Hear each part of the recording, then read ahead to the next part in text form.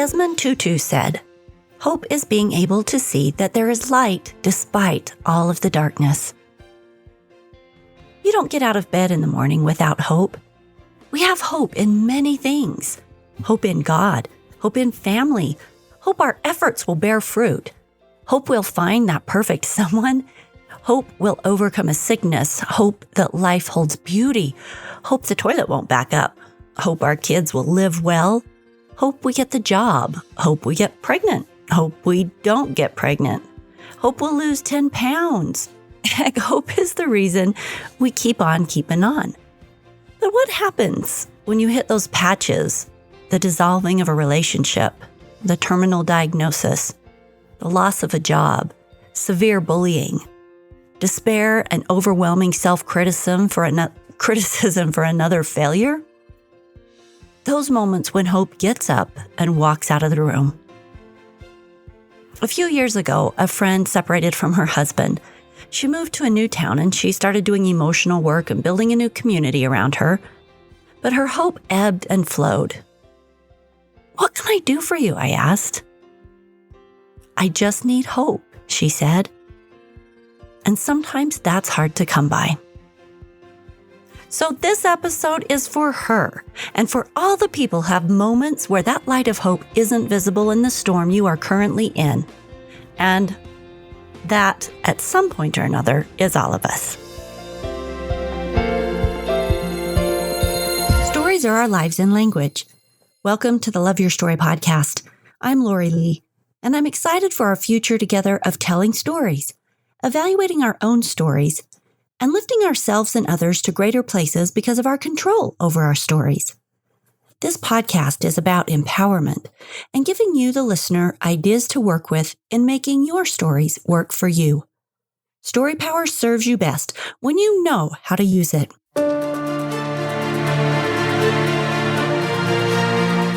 One of the spaces in stories that creates hopelessness is that space of feeling as if we've failed, are failing, or are destined to keep screwing things up. This heavy space is like a drain that sucks the light right out of our souls. So let me share an idea that I heard in church the other day.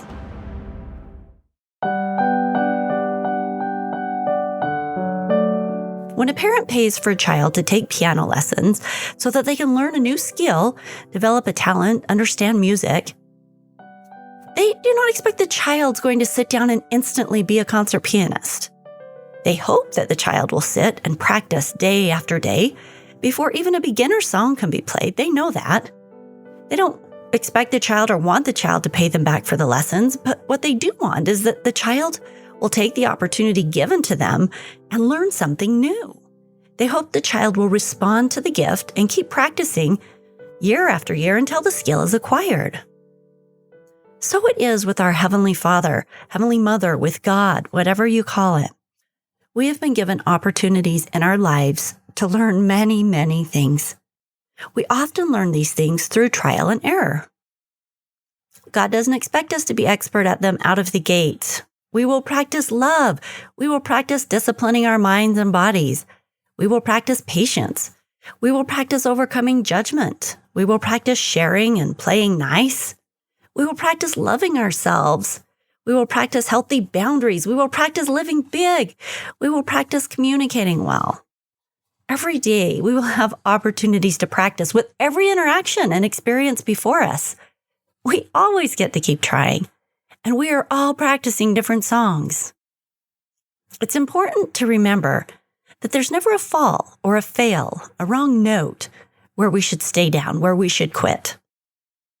It's common that when we feel that we have failed at something, a marriage, self-control, an expectation, something new we tried, that dark mist of shame and hopelessness, discouragement, futility, they can start easily to build and swirl at our feet.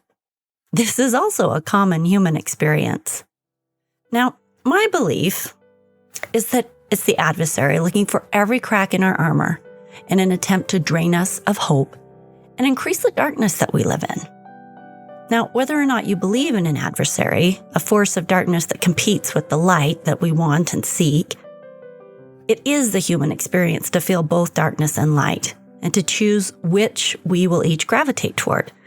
For me, the hope comes from not staying in a place of self-beat up, but instead asking myself what I learned from the situation, and then being kind to myself and moving forward with the new knowledge I gained to try again. Whatever wrong note I hit, I learn from it, right? Like, that's the wrong note. Let's try that song again. I just try to keep moving toward the light. We are never unworthy or unwanted. We are simply practicing. Hopelessness would have you throw the music down and stomp off when you hit the wrong notes. Hope comes from the understanding that we are definitely going to hit wrong notes, a lot of them, because that's how the game is played. That's how the song is learned. And that's okay. Expected. But we are blessed to try again.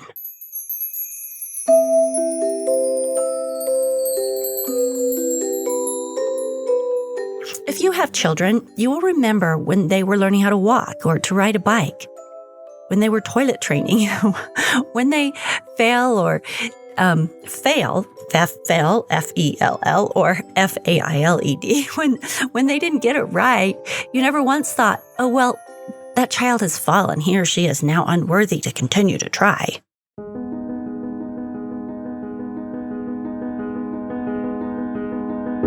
We must be as loving and supporting to ourselves as we are with our children at understanding the process of learning something new. We are all learning every day, and every day we get to keep trying. And maybe that involves creating boundaries that support you, moving away from social media or peers who bring you down. Maybe trying is seeking therapy or outside help. Maybe trying is just changing stories that are holding you back. Maybe trying is a set of new affirmations. Maybe trying is just practicing loving that person you really don't love right now. And maybe trying is getting out of bed and looking beyond yourself. Trying can be a whole lot of different things, but finding that spot of hope, realizing that we're all going to make mistakes and that we all get to keep trying to do it better the next day, that's a real thing. Each one of us is a sacred being. We are beautiful and beloved and full of potential and talent. Even if we aren't fully aware of all the power and the beauty that we hold, we most certainly are vibrant and sacred, every one of us. In her book, You Are Magnificent, Ganel-Lyn Condé said, quote, "Do the best you can with the information and factors you have at the time. That is really the best you can do," unquote. She goes on in her book to share that a therapist once told her that hope is not a feeling, it's a choice to keep choosing a plan B when plan A doesn't work out. So she says, quote, "If plan A hasn't worked like you hoped, keep choosing another plan B. Maintain and protect the hope and love you still have, and seek out sources that will expand that light. This is how we can keep acting instead of being acted upon," unquote.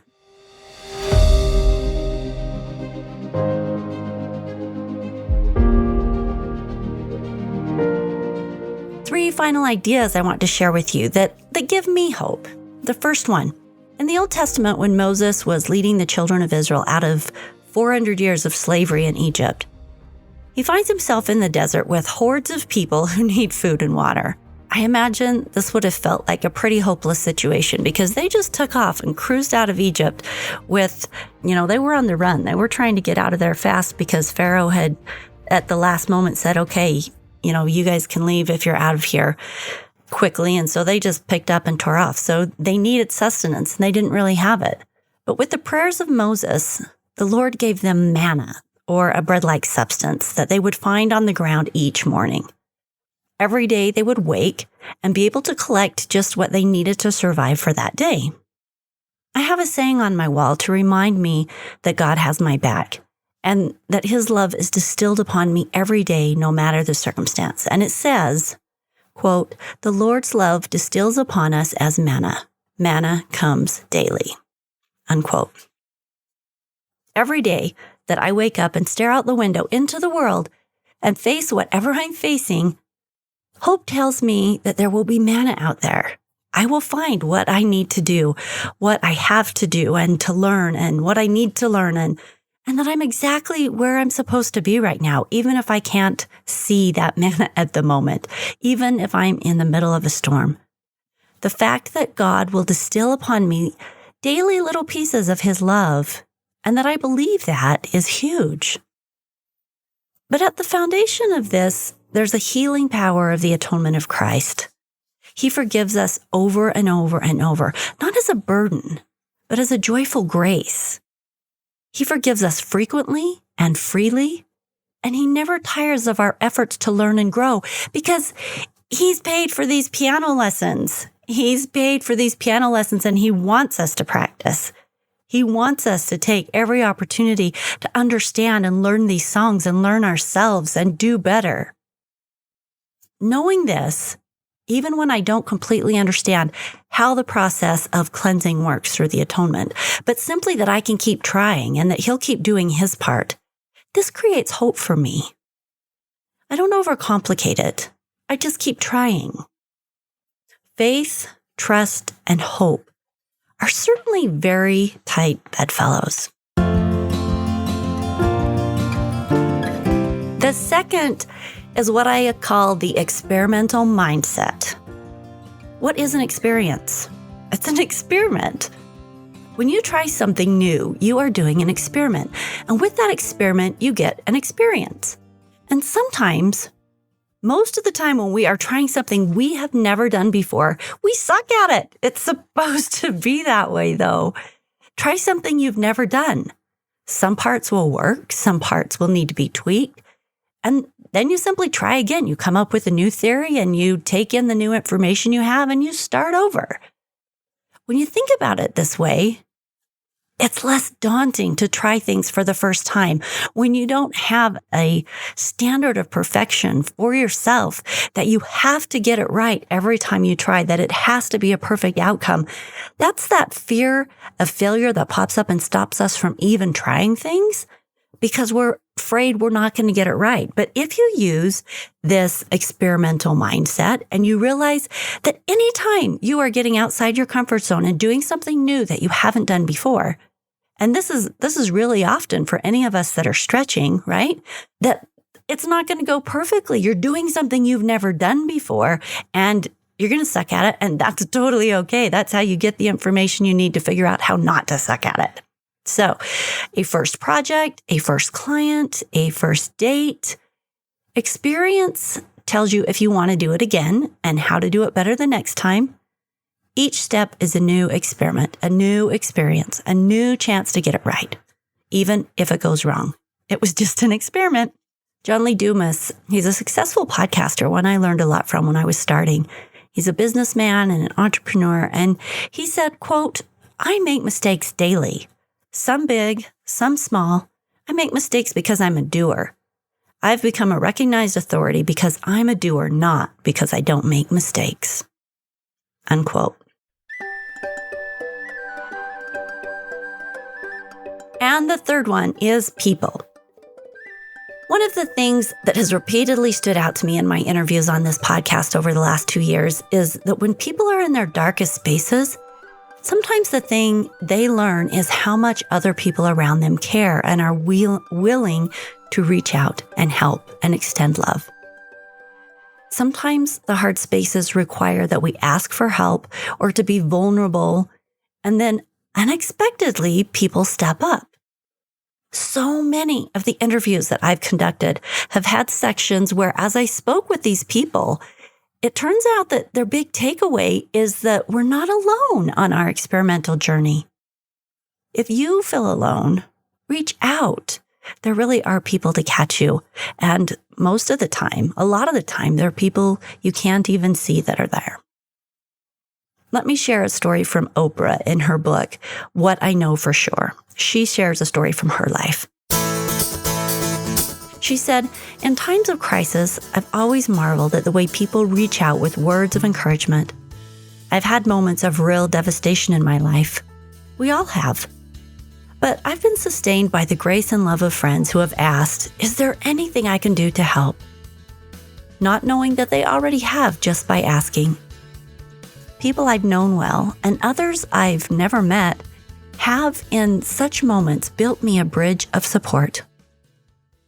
I'll never forget when, after a particularly difficult setback a few years ago, my friend B.B. Weenan stopped by unexpectedly. "There's something I came to tell you," he said, and started singing what he knows is my favorite spiritual. "I surrender all, I surrender all to thee, my blessed Savior, I surrender all." I sat quietly, closed my eyes, and opened myself to his gift of love and song. When he finished, I felt a release of pressure. I was content to just be. And for the first time in weeks, I experienced pure peace. When I opened my eyes and wiped away the tears, BB was beaming. He started laughing and gave me a big hug. "Girl," he said, "I just came to remind you, you don't have to carry this load all by yourself." To know that people care about how you're doing when you're not doing so well, that's what love is.